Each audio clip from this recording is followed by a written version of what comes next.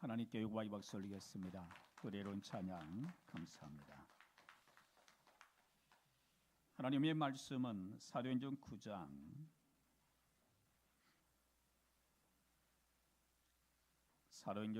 31절 한 절 말씀입니다. 다 같이 합독합니다. 그리하여 온 유대와 갈릴리와 사마리아 교회가 평안하여 든든히 서가고 주를 경외함과 성령의 이로로 진행하여 수가 더 많아지니라. 아멘. 존귀하신 하나님, 오늘도 말씀 가운데 찾아와 주시옵소서. 오늘도 성령의 충만한 임재가 있기를 원합니다. 주님의 통치와 다스림이 있기를 원합니다.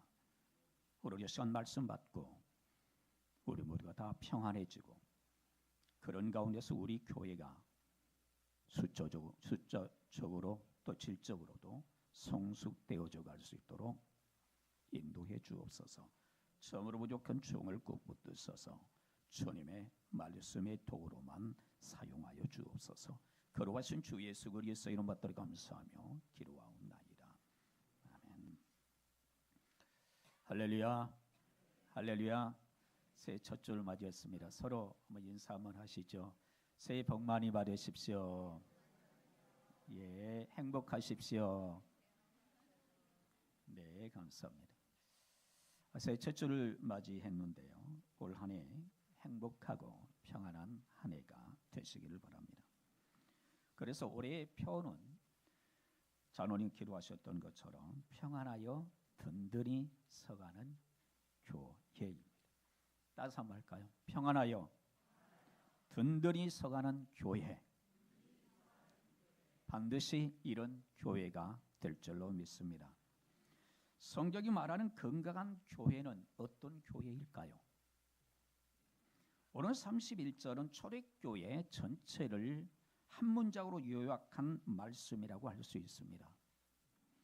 다시 한번 보면 그리하여 온 유대와 갈릴리와 사마리아 교회가 평안하여 든든히 서가고 주를 경외함과 주 성령의 이로로 진행하여 수가 더 많아지니라.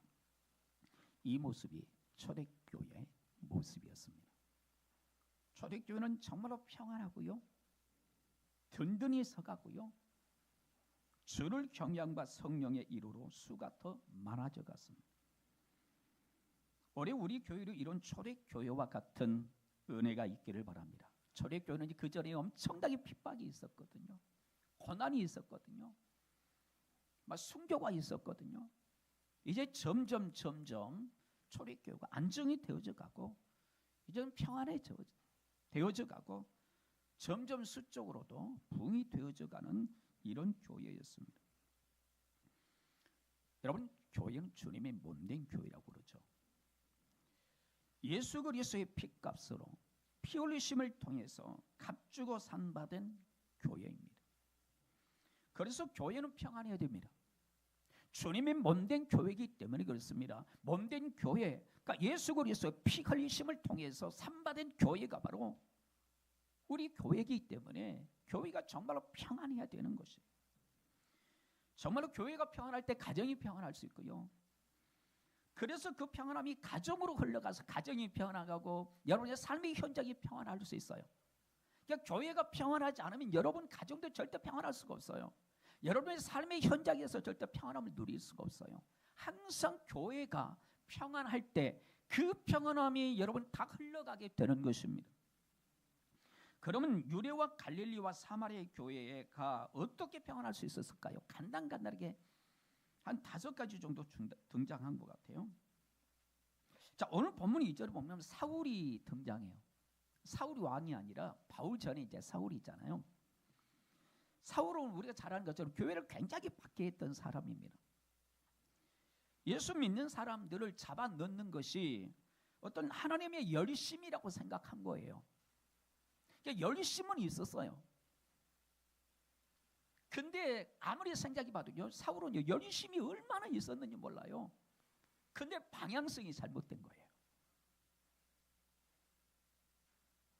열심히 있었는데 예수 그리스도를 믿는 사람들을 박해하고 핍박하고요, 그 사람들을 잡아서 옥에 가두려고 하는 사람이 바로 사울이거든요.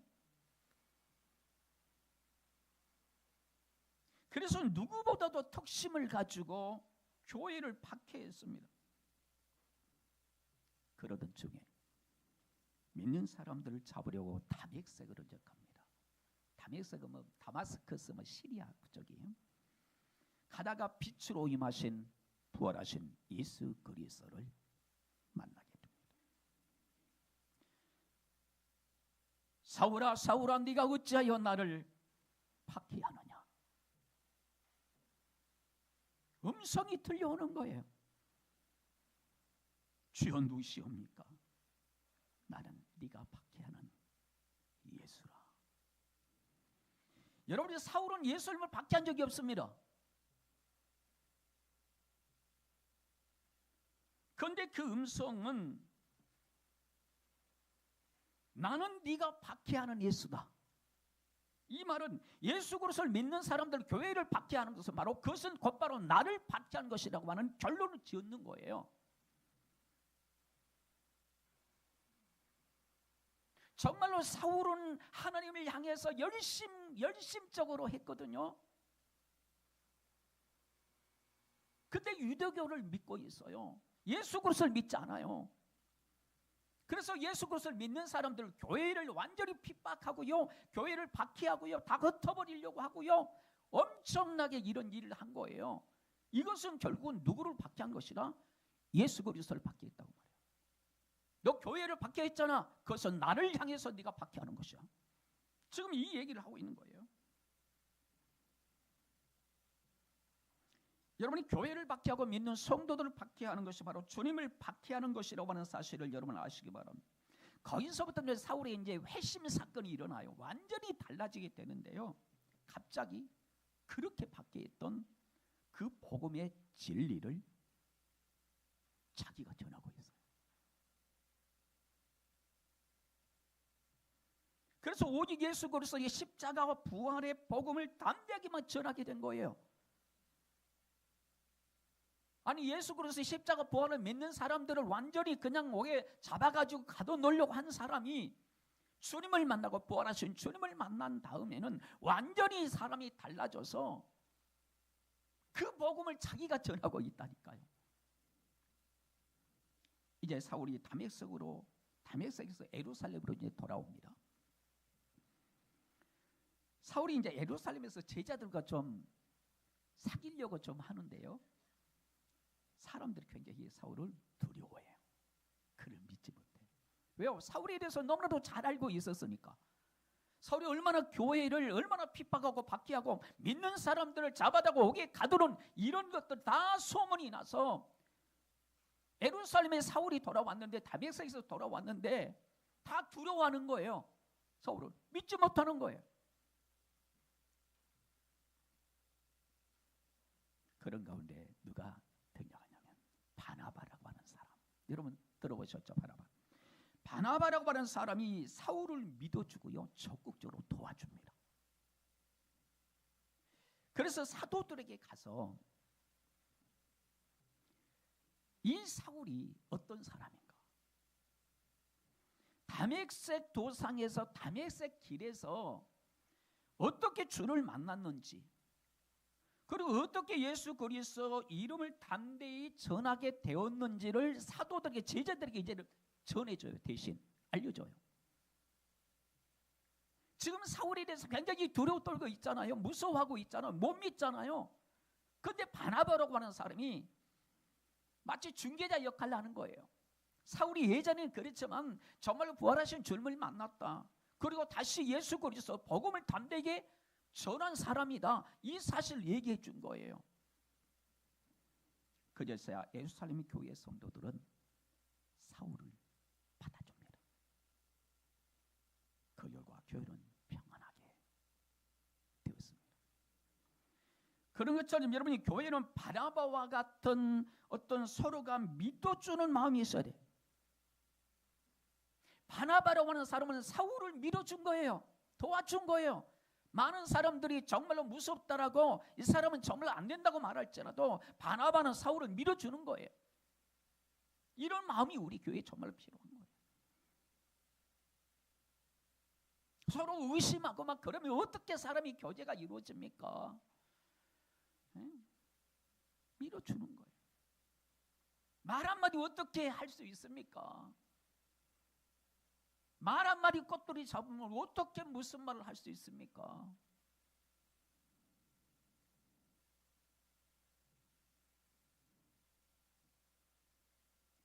밖에 있던 사울이 회심하고 변화되었기 때문에 교회가 평안해졌습니다. 그렇게 밖에 있던 사울이 주님을 만나고 변화되는 거예요. 180도로 달라져 버리는 거예요. 교회가 평안하려면 내가 변해야 되겠구나. 목회가 내가 변해야 되겠고, 성도들은 성도들이 변해야 되겠구나. 그렇게 밖에 있던 교회를 밖에 했던 사울이 변하니까, 주님을 만나니까 교회가 여러분 평안해진 거예요. 한 사람의 변화가 여러분의 평화를 가져올 수 있습니다. 반대로 한 사람의 불순종이 교회를 쑥대밭으로 만들 수 있다고 하는 사실을 아셔야 됩니다. 내가 변함으로 사울이 변해서 교회가 평안해졌던 것처럼, 바나바가 정말로 인정해주고 받아주고 그랬던 것처럼 그럼을 통해서 평안이 우리 가정의 교회에 넘칠 수 있기를 바랍니다. 또 초대교회는 든든히 서가는 교회가 있다고 말하죠. 뭐에 세워졌을까요? 든든히 말씀 위에 든든히 세워졌습니다. 다시 말하면 사도들의 어떤 가르침 위에 든든히 서가게 된 거예요. 든든히 서가는 기초는 뭐예요? 바로 말씀입니다. 말씀에 뿌리가 없으면 절대 든든히 서갈 수가 없어요. 바람 불면 넘어지게 되어 있어요. 그래서 여러분의 말씀 이외에 온전히 여러분 선 사람들은 흔들리잖아요. 바람이 불러도요, 그래도 조금 흔들려도요 뿌리째 뽑히지가 않아요. 말씀에 서졌기 때문에 그래요. 어떤 성도가 그럽니다. 어떤 분이 자기 교회가 어떤 집회한다고 좀 와달라고. 그래서 막 얘기를 들어보니까 좀 이상하더래요. 고개가 갸우뚱하더래요. 근데 그냥 마침 거기에 우리 교회에서 막 삼위일체라든가 막 이런 것들 공부를 막 하고 막 그런 중이었어요. 근데 말을 들어보니까 가르침하고로 너무나 다른 거. 그래서 과감히 잘랐다고 그래요. 우리가 말씀에 뿌리가 있고 말씀을 알면 흔들리지 않아요. 초대교회 당시에 얼마나 핍박이 많았습니까? 그럼에도 불구하고 초대교회 성도로 또 믿음의 굳건히 있었습니다. 결국 흔들리지 않았어요.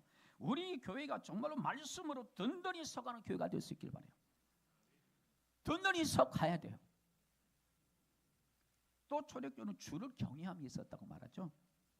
경외라고 하는 것은 어떤 단순히 무서움, 공포 이것을 말하는 것이 아니라 거룩하신 주님 앞에서의 두려움입니다. 무서워 이게 아니라 거룩하신 주님 앞에서 경외한 마음, 두렵고 떠는 마음.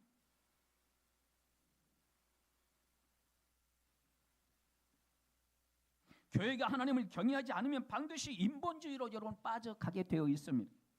초대교회가 주를 경외했다고 하는 것은 하나님의 말씀이 중심이었고 뿐만 아니라 주님의 뜻을 묻는 교회였고 주님의 말씀 앞에 떨 줄 아는 교회였다라는 거예요. 이것이 경외 아닙니까?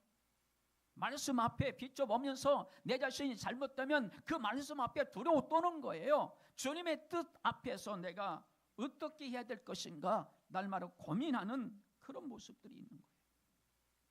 그래서 이사야서 66장 2절 보면 이런 말씀이 있더라고요. 심령에 통회하며 내 말을 듣고 뜨는 자 그 사람을 내가 돌보리라.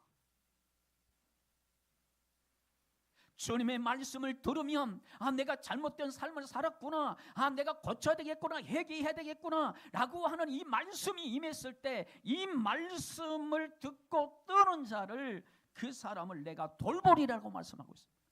그러니까 이런 사람은 어떤 사람이? 하나님을 경외하는 사람인 거예요. 이런 사람이 하나님을 경외하는 사람. 말씀 앞에 말씀 들어도 그냥 아무런 반응이 없어요. 말씀을 읽어도 반응이 없어요. 초대교회는 주님을 정말로 두려워할 줄 알았거든요. 그래서 그들은 하나님 앞에서의 어떤 삶을 살았습니다. 하나님을 경외하는 마음이 그들에게 있었어요. 그래서 교회가 건강하려면 주님을 경외하면서 반드시 두려움이 있어야 돼요. 그래서 우리 교회, 우리 성도들이 모두가 다 주를 경외하는 마음이 다 있으시길 바랍니다. 또요, 초대교회는요 성령의 이루하심이 있었습니다. 성령 뭐예요? 보혜사, 파라클레토스, 보혜사라고 해요. 보혜사 성령님은 우리를 위로하시고 변호해 주시고 힘을 주시는 분이세요. 능력을 주시는 분이시고, 위로, 성령의 위로라고 하는 것은 격려와 도우심과 힘을 주신다는 의미예요. 성령의 위로라고 하는 것은 상처 입은 성도들 다리 일으켜 세워주시고 두려운 마음, 불안한 마음, 낙심된 마음을 다시 담대함으로 바꾸시는 것입니다. 이것이 바로 성령의 위로하심이거든요. 때로는 낙심될 때가 있잖아요. 불안할 때가 있잖아요. 그런 가운데 주님께서 자꾸만 성령께서 우리 안에서 힘을 주시는 거예요. 용기를 주시는 거예요. 어떤 사람은 그런 경우가 참 많잖아요. 목회자도 참 그래요. 참 낙심이 될 때가 많아요. 힘들 때가 많아요. 그러면 어떤 목회자하고 대화를 한다든지 그러면서 힘을 얻기도 해요. 어쩔 때는 성도들과 대화하는 가운데 힘을 얻기도 해요. 정말 그래요. 낙심되어 있을 때. 그래서 때로는 야, 네가 목사 같다. 네가 목사니 나를 위로해 주는 거야.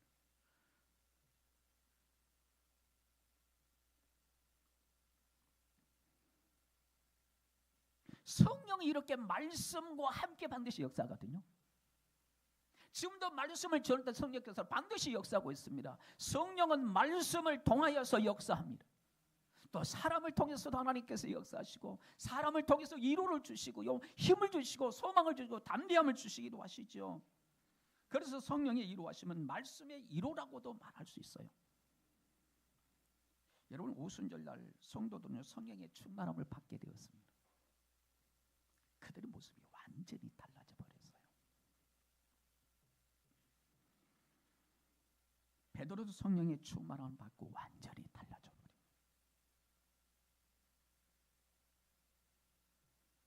베드로의 설교를 듣고 3,000명, 5,000명이 회개하고 주님 앞에 돌아오는 역사가 일어납니다. 이게 어떻게 가능해요? 베드로는 보통 사람입니다. 그런데 성령의 위로와 성령의 능력을 받고 성령 충만하다 보니까 많은 사람들에게 예수 그리스도 복음을 전하고 회개하라고 했었을 때 많은 사람들이 회개하고 3,000명, 5,000명이 하나님 앞에 돌아와서 내가 어찌할꼬 통하면서 회개하게 되는 거예요. 베드로 설교가 잘해서 그래요? 아니요. 성령께서 그와 함께 하셨기 때문이고 성령께서 그에게 능력을 주셨기 때문에 가능했던 것입니다. 우리를 또 가능한 거예요. 성령의 충만을 받으면 담대하게 복음을 전할 수 있습니다. 그래서 많은 사람들이 주님 앞에 나올 수 있습니다. 그러니 우리는 성령의 충만함을 받아야 돼요. 여러분은 사도행전 5장 보게 되면 아나니아와, 지금 이 부분은 사도행전 2장이잖아요. 우리는 9장까지 왔는데 사도행전 5장 보면 아나니아와 삽비라 사건이 발생하는 부분이 있어요. 여러분 이 사건 알죠? 아나니아 삽비라 이 부부가 자기의 소유를 팔아서 얼마는 감추고 얼마는 그저 사도 발 앞에 다 내놓습니다. 이때 베드로가 아나니아야, 사탄이 네 마음에 가득하여 네가 성령을 속이고 땅값 얼마를 감추었느냐? 응? 사탄이 네 마음에 가득했대. 그래서 네가 성령을 속이고 땅값 얼마를 감추었느냐? 이것은 성령을 속인 것이라고 말합니다. 그러면서 이것은 사람에게 거짓말한 것이 아니라 하나님께 한 것이라고 말합니다. 덧붙여서 지금 너는 나한테 지금 한 것 같지만 이거는 성령을 속이고 하나님 앞에 너는 거짓말한 것이야. 마치 이것을요 숨겨놓고 마치 다 드린 것처럼 속인 거예요. 하나님이 이미 알고 계셨다라는 거. 너는 사람을 속인 게 아니야. 하나님을 속이고 성령을 속인 거지. 그 결과는 어떻게 됐어요? 아나니아 삽비라는 그 즉시 죽습니다.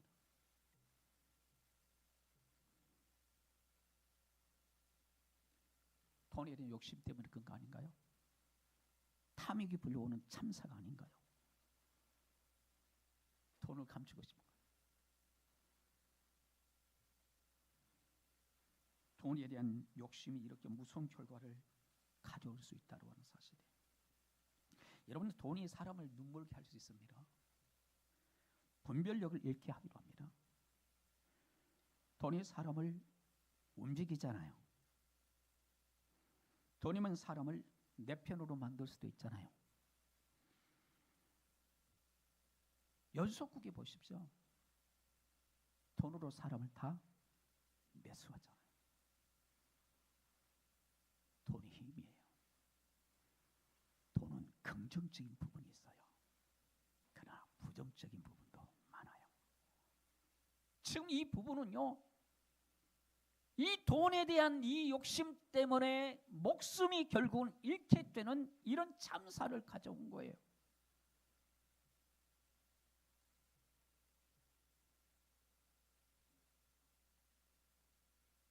우리 예수 그리스도를 믿는 사람들은 달라져야죠.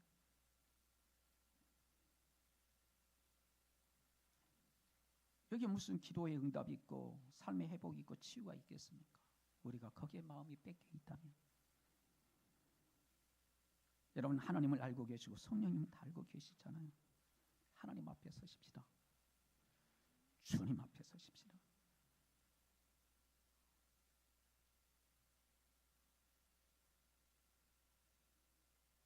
저는요, 지금까지 그랬던 것 같아요.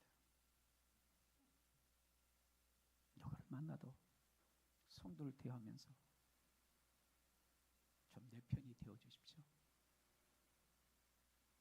그래 본 적이 없었던 것 같아요. 내가 하나님 편에 서면 되지. 주님 편에 서면 되지. 주님은 살아계시니까.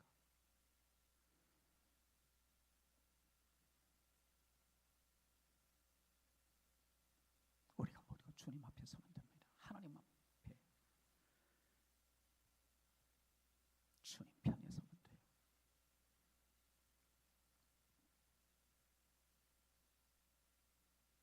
그래서 우리 자신 스스로 하나님 앞에 양심 고백을 좀 했으면 좋겠어요.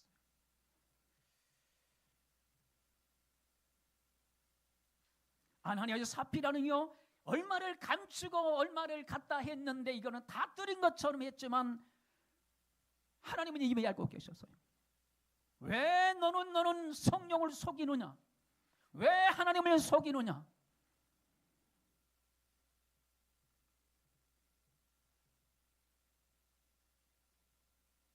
우리의 마음이 이렇게 어쩌면 추해요. 돈에 의해서 움직이잖아요. 세상 모든 것이 돌아가는 것 좀 보십시오.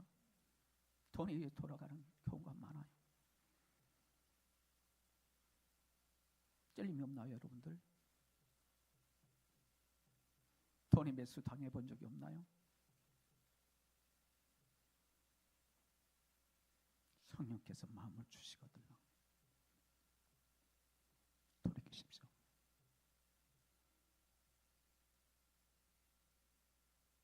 오늘 우리 모두에게 정말로 성령의 충만함과 이루하심이 있기를 바랍니다. 성령의 위로가 있는 거예요. 성령의 능력이 있는 것이고요. 성령의 돌보심이 있는 것이고요. 이렇게 했더니 초대교회는 이제 부흥하는 교회로 나갑니다. 오늘 보면 제일 끝에 보면 수가 더 많아지니라. 자, 믿는 자의 수가, 회개하는 회심하는 수가, 주님의 제자의 수가 점점점 많아졌습니다. 근데 점점 많아지기 전에 이 전 내용들은 뭐예요? 다 질적인 성숙이 있었던 거예요. 점점 많아진다라고 하는 것은 양적인 성장이라고 한다면 그 전의 내용들을 보게 되면 다 질적인 성장이 있는 가운데, 성숙이 있는 가운데, 그 다음에 하나님께서 보시면서 점점 수도 하나님께서 더해 주시는 거예요. 이게 정상이단 말이에요.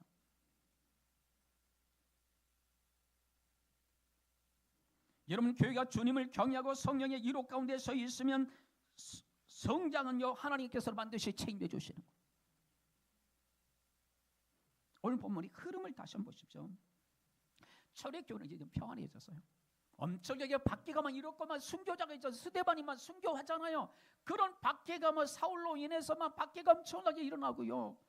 그런 가운데서 이제 온 정도 이제 사울이 바뀌잖아요. 변화되죠. 주님 만나잖아요. 그래서 평안이 임하게 되는 거예요. 그리고요, 이제 든든히 세워져 가는 거예요. 그런 다음에 주를 경외해요. 성령의 이루어짐이 있어요.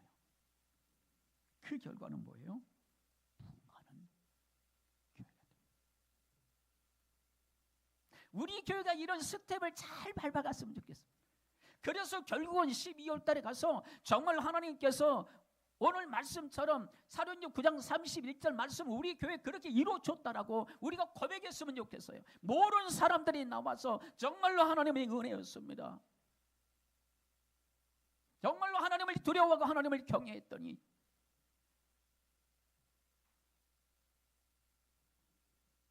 성령의 은혜를 사모하고 성령의 충만함 받고 성령의 이루어심이 있었더니 결국은 그 결과로 하나님께서 이렇게 많은 사람들을 보내주셨구나. 내가 회복되고 이 모든 과정 보십시오. 하나님께서 다 회복해 주시는 과정이잖아요. 하나님께서 회복해 주시고 그런 가운데서 점점 숫자가 많아지게 해 주시는 거, 회복을 주시는 거, 숫자뿐만 아니라 모든 것이 회복이 이루어진다는 사실입니다. 우리 가정에도 우리 교회도 이런 각자도 이런 모습이 반드시 있어져야 되는 거예요. 이 아름다운 초대교회의 모습이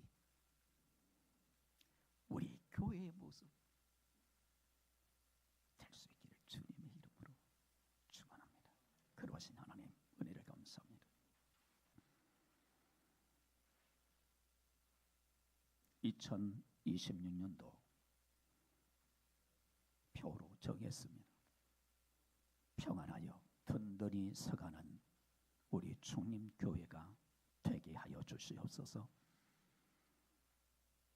정말로 여호와 하나님을 경외하고 성령의 충만함과 성령의 이루하심이 있음을 통하여 점점 하나님께서 구원받는 사람들, 회심자들, 주님의 제자들이 점점 더해지는 귀한 역사 있게 하셔서 우리 교회를 통해서 하나님의 나라가 더욱더 확장되어지는 일에 쓰임받을 수 있도록 올해도 인도하여 주옵소서. 거룩하신 주 예수 그리스도의 이름 받들어 감사하며 기도하옵나이다. 아멘. 찬송가 50장 드리면서 봉헌합니다.